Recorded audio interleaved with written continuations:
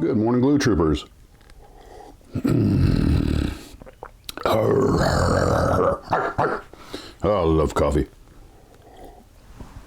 All right, now, a couple of things this morning, Glue Troopers. Everyone, pay attention. Meeting will now come to order.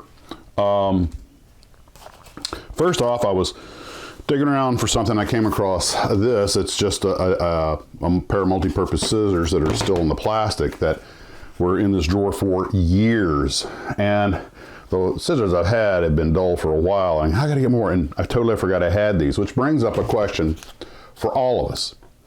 How often have we milked the living life out of a tool, taking it far beyond its service life? And then to the point we start messing up the models because you're trying to get too much mileage out of that X-Acto knife blade, and you wind up trying to trim a canopy with it or something, and you, well, why did I get all that bleed under there with the air gun? And you know that what you needed to do was put in a brand new blade. As we all know, when you're trimming a canopy with tape, you have to use a brand new blade, or a lot of times when you're trimming decals and stuff. And so these scissors will go into service immediately, and I'll put the others on, you know, backwater duty, cutting up stuff that will dull blades that's not important, like, you know, just cutting up scratch paper or something. And I totally forgot I had them. The reason I was in the drawer is I was putting away Orange Tabby's letter for those gifts he sent me. And that, by the way, I keep all of the letters and everything you guys send and all the messages, and in some cases I'll even keep the stub off of the package, because in case I want to send you something or communicate with you, I got an idea where to find you. And I took a minute this morning to reread a few of these, and a lot of times you mention what you sent me, which is great. Some of these well, some of these will say, you know, here are the models, hope you enjoy them, and I'm like, it's been a few months, and I'm like, I forgot what this person sent me. And to be honest with you, I feel guilty. So from now on, I'm gonna start tacking. I was actually gonna make like a master list of who sent what. And it's one of those things, and I probably still will, but it's just one of those things I haven't gotten around to. And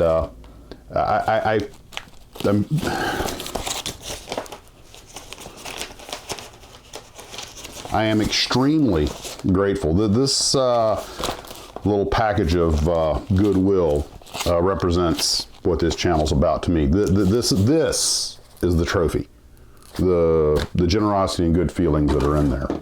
And you guys know I don't put names out on the internet to protect everyone's security. But of course we've got Orange Tabby, Mr. Hamilton, Scratchy, Beast, 1624, and Dennis and Hans Peter, the Wolfman, Ricky, let's see, Mr. Westcott. I just thought I would just re-shout out a handful of names. Mr. Smith, and oh, that's Garfield. Ed North of 56. I'll read out your YouTube handle because I figure that's perfectly safe. Claire, Ed North of 56, and Mr. Castery, Mr. Dillon, yeah, Catalina, and I don't know if I did this, and I don't know if I did the first the Zodiac, and the first model that was ever sent to me, Paul B, that was sent to me, of course, TD, Tom Daniel, he's already a public figure, so Mr. Chaplin, and Sunguar, I hope I'm saying that right, Mr. Nesmith,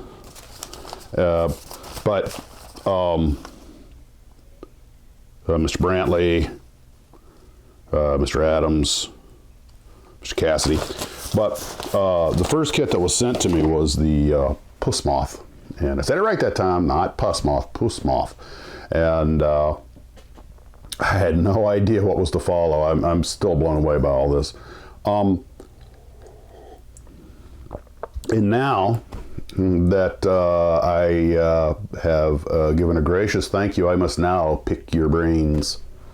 One viewer, and you know who you are, told me that with the two KARRs, the two KITT KARRs, that there were actually different models. That one was this older one was, I believe, an '82 Trans Am, and this later one, he said it came in the blue box. So by that, I assume he means this one.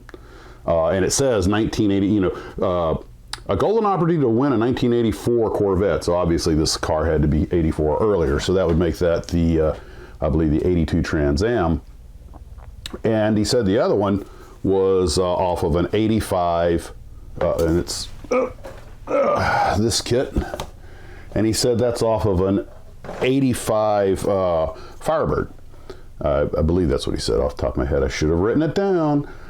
I'm looking, I'm sure there's some difference, but I can't, personally, I just can't really see it, and I haven't cut the post out on this one yet, so ignore that. I was wondering if maybe one of you guys out there could tell me if these are the same mold or if these are different models.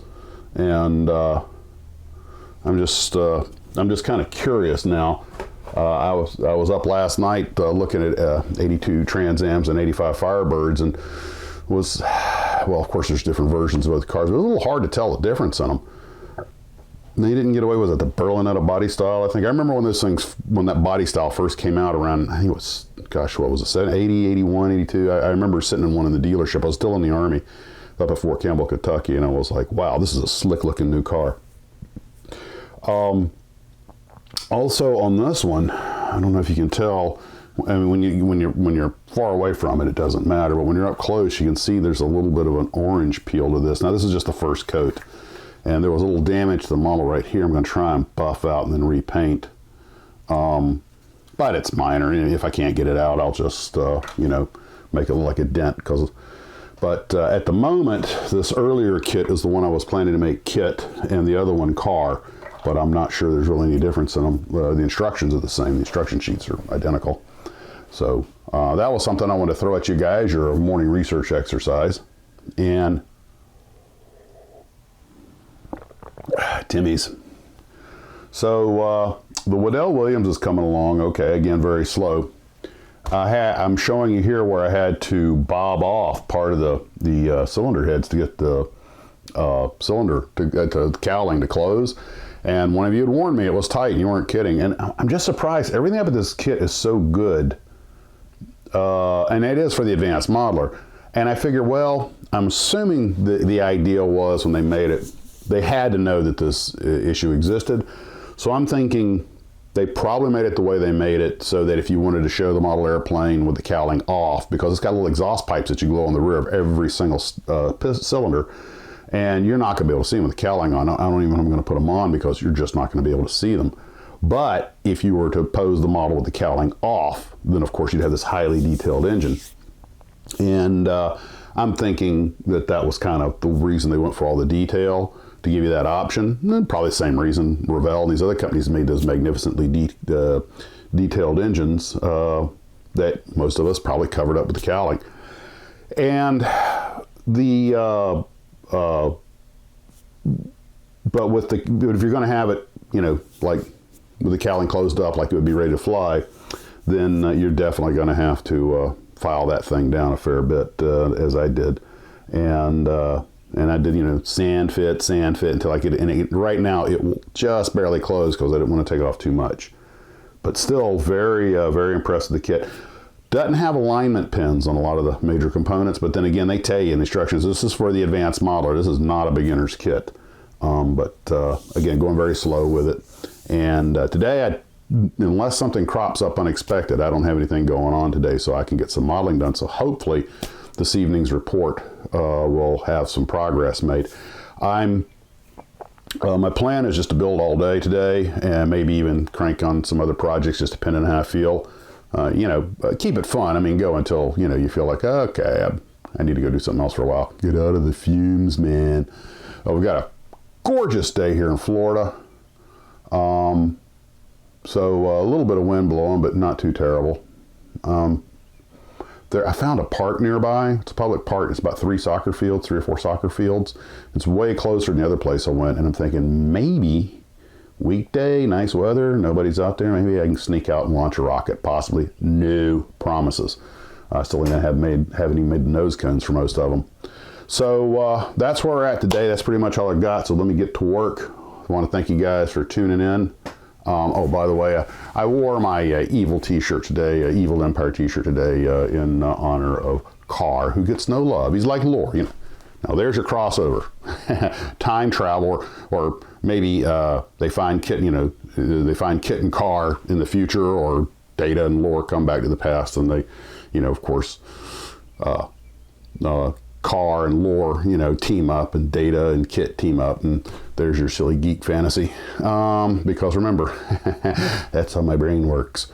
Well, oh yeah, and yeah, guys, I know I'm way past due for a haircut. Hey, at least I combed it this morning, and well, you know, got it to lay down. So other than that, take care. We'll see you guys later, and other hand, model on.